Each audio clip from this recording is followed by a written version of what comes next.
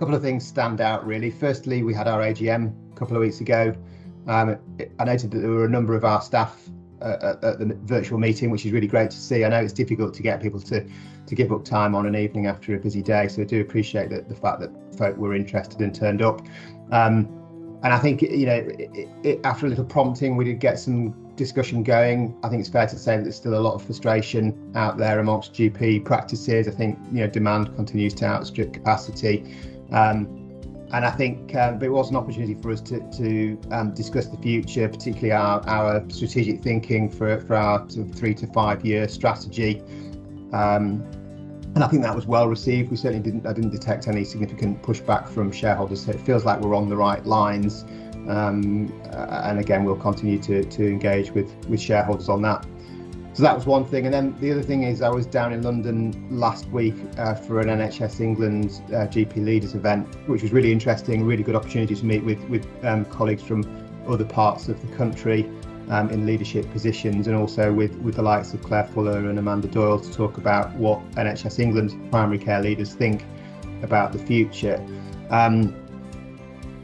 3 priority areas from their perspective, GP retention being one of them, working around the primary and secondary care interface being another, trying to really tackle the overlap and the integration between general practice and our specialist colleagues, and then finally one on patient safety and quality.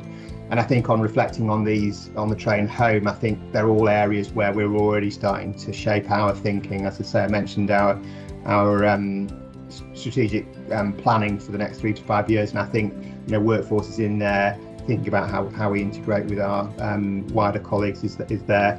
And there's a theme throughout everything that PCS does around quality and safety, which feels like we're on the right line. So encouraging from that point of view.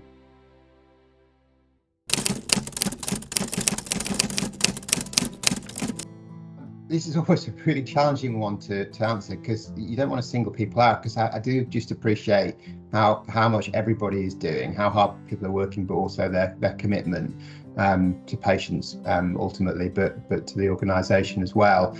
I think there's again two groups that probably stand out at the moment.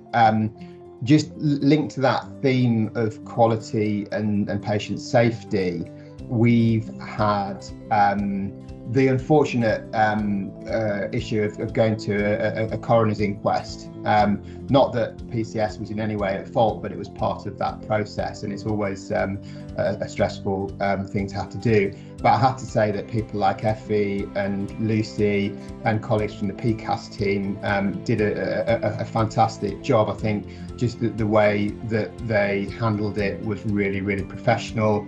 I think in terms of the diligence that they put in to investigate what had happened, it really demonstrated that we did have the right systems in place. We'd already started to learn from what had happened, despite the fact there wasn't anything specific that we'd done wrong.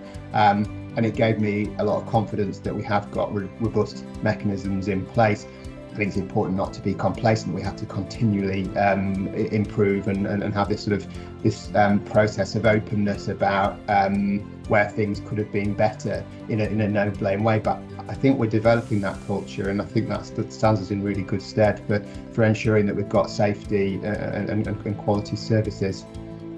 And then the other area is that the PCS practices are going through a period of transformation. We're embedding a digital triage system called Anima, and I know there's a huge amount of work gone into getting that set up and starting to get more practices on board with that. And I realise that that's quite a challenge for staff. It's a different way of working. Change is never easy. There's always going to be some upfront work to do that. But from what I understand, despite teething problems like internet going down and the tool itself at times having glitches, I understand that it is starting to already demonstrate improvements in the way we can manage patients more efficiently, reducing the need for interpreters, for example, getting people to the right place at the right time. I know the receptionists in the practices have had to do a lot of extra work on the phones to get people up and running with this as patients, but I just ask people to persevere with it. I think it will stand us in really good stead moving forwards.